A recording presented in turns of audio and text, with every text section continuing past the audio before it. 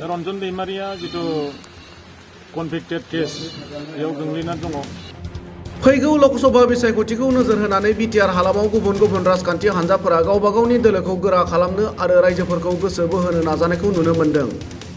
बेबादि समावनो शुक्रबारखालि उदालगुरि जिल्ला सिंनि भैरबकुन्द ब्लक बिपिएफ हान्जानि आवथायाव थानाय सपनगाव प्राइमारि लाइमोन बिपिएफ हान्जानि बानजायनायाव जयनिं हाबाफारि जालाङो। बे हाबाफारियाव गुबुन गुबुन हान्जानि सा 40निबो बांसिन सोद्रोमाफोरा जयेन जाफैदों होनना भैरबकुन्द ब्लक बिपिएफ हान्जानि आफादगिरि कनेश्वर औवारी बिथाङा मिथिहोयो। आरो बिथाङा खौरांगिरिनि सिगाङाव आथिखाल खुंथाय गोहोआव थानाय प्रमद बर'नि दैदेननाय बिटिसि सोरखारनि सायाव रायजोफोरा फोथायनाय गैला। थांनाय 3 बोसोराव बिटिआर हालामखौ जेरैबायदि जौगाहोनांगौमोन बेखौ मावफुंनो हायाखै। फैगौ 2 बोसोराव माबा मोनसे मावनो हाबावगोन होनना साननो हाया। बिटिआर गोरोबथानि गेजेरजों 15 कौटि रांखौ बोसोराव 500 कौटि मोननांगौब्लाबो आथिखालाव बिटिसि सोरखारा लाबोनो हायाखै होनना बुङो। बेनिखायनो रायजोफोरा इउपिपिएल हान्जानि सायाव फोथायनाय गैला आरो बिपिएफ हान्जाखौ बोजबनो लैहोर लैहोर ओंखारबोदों होननानै फोरमायबावो। गुबुन फारसेथिं गफुर बिस्वनाथ जिल्लासिम सिमाया बारायनाया फारियै जालांनांगौमोनब्लाबो बेबायदि जायालाबानो सेटेलाइट बादिसो जादों। बेयाव रायजोफोरा गोजोननाय गैया। रन्जन दैमारिया कनभिक्टेड केसआव दं। बिथांखौ बिसायख'थिनि सिगां गगोनखौ नुहुरा। बिथांनि केसआ जौसिन बिजिरसालियाव थांबाय। बेनि हियारिंआ खेबसे खेबनैयाव जोबनाय नङा। बिटिआर गोरोबथानि गेजेरजोंनो रन्जन दैमारिजों लोगोसे गासैबो जेलाव थानाय एनडिपिफोरनि जेनेरेल एमनेस्टिखौ होनो हायोमोन होनना ओरैबायदि फोरमायबावो। दा जोंहा दिनै नैबे सपनगाव प्राइमारि जोंहा इयुथ बिपिएफनि बानजायनायाव दिनै जोंहा बेयाव जयनिं हाबाफारि लानाय जादों। जोंहा 40निबो बारा दिनै गुबुन गुबुन दोलोनिफ्राय दिनै जोंनि बिपिएफ राजखान्थि हान्जानि प्रिन्सिपाल आइडिय'लजिखौ मोजां मोननानै दिनै जयनिं जाफैदों। जों दिनै बिथांमोनखौ बरायदों।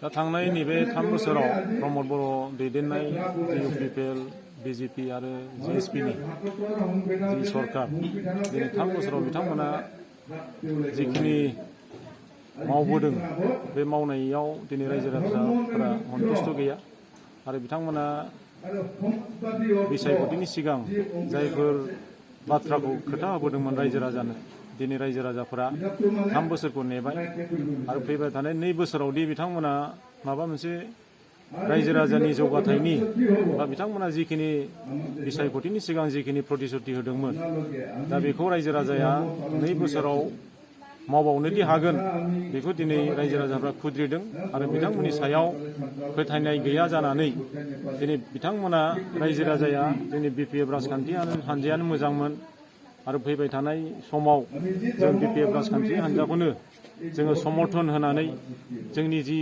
समस्या बै समस्याफोरखौ जोङो समाधान निस्सय खालामनो हागोन होननानै बिथांमोना दिनै बिपिएफ राजखान्थिनि हान्जाखौ दिनै फोथायनानै दिनै जोंनि बिपिएफ राजखान्थि हान्जायाव गोबां बिदिनो रायजो राजाफ्रा दिनै जगदान जाफैगासिनो दङ आरो जों दिनै बिथांमोनखौ प्राइमारि लेभेलाव जोङो बिथांमोनखौ वेलकाम खालामग्रोदों आरो जों फैगौ दुर्गा फुजानि उनाव जोङो भैरबकुन्द ब्लक हिसाबै जोङो जोंनि हान्जानि जोंहा आफादगिरि हाग्रामा महिलारि सारनि जोङो नुजाथिनायाव जोङो जयनिं हाबाफारि जों लागोन।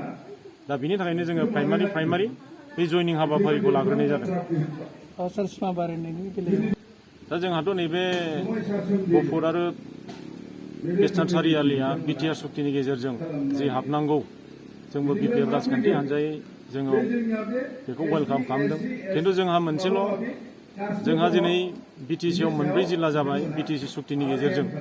दा बिटिआर सुक्तिनि गेजेरजों जिथु गफुर आरो बिश्वनाथ जिल्लासिम जिथु जोंहा बाउन्डारि बारायनाय बियो कन्टिगुवास जानांगौमोन। दिनै कन्टिगुवास जायालासेनो सेटेलाइट बादि बेखौ खालामदों आरो दिनै जोंहा अरुणाचल हाजोनि खाथिनि जि फरेस्ट एरियायाव दङ बिथांमोननि एरियाया हाबिखाय रायजो राजाफ्रा खुद्रि साननायखौ जों नुदों। नाथाय बेयाव किसुमान आयेननि एसे बादा थागोन। जिहेतु जोंहा फरेस्ट एरियाया बे सेन्ट्रेल गभर्नमेन्टनि आन्दाराव बियो उननि समाव हयथ' जाहैनोबो हागौ। खिन्थु जानायखौ जोंबो डिमान्ड खालामो। जिहेतु इलेक्सननि मोनसे धामाखा जोंथ' नैबेखौसो खावलायगोन जितु बिटिआर सुक्तिनि गेजेरजों जोंहा गोबां अनुस्थान प्रतिष्ठान बेयाव मोनसे एग्रिमेन्ट जादोंमोन।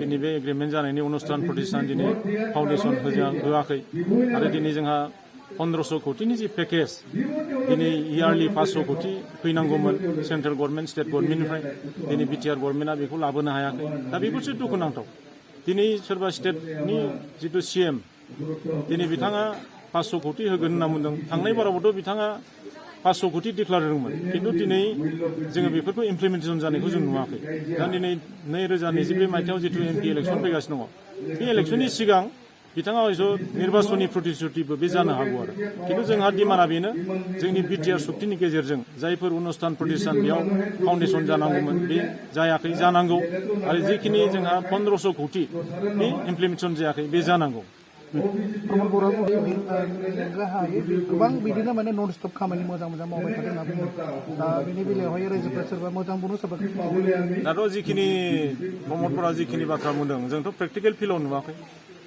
दिनै थांनाय बे 3 बोसोराव जिखिनि बिथाङा जौगाथायनि खामानि मावनांगौमोन जों मावनायखौ नुवाखै आरो जोंनि बिटिआर सुक्तिनि दफायाव जिफोर दङ बे दफाफोरखौ जोङो मावफुंनायखौ जों नुवाखै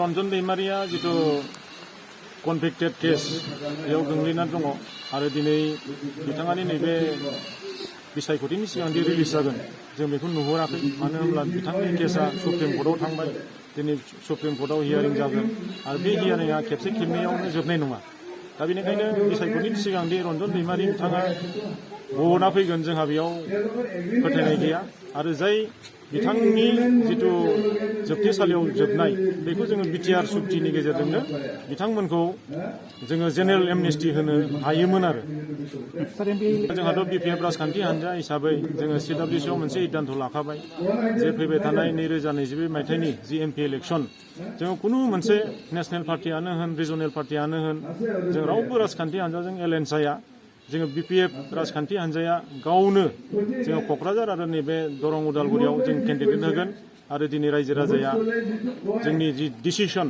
बे डिसिसनखौ रायजो राजाया दिनै वेलकाम खालामदों आरो हाजार दिनै बेखौ मोजां मोननानै जोंनि BPF राजखान्थि हान्जायाव जयनिं जागासिनो दं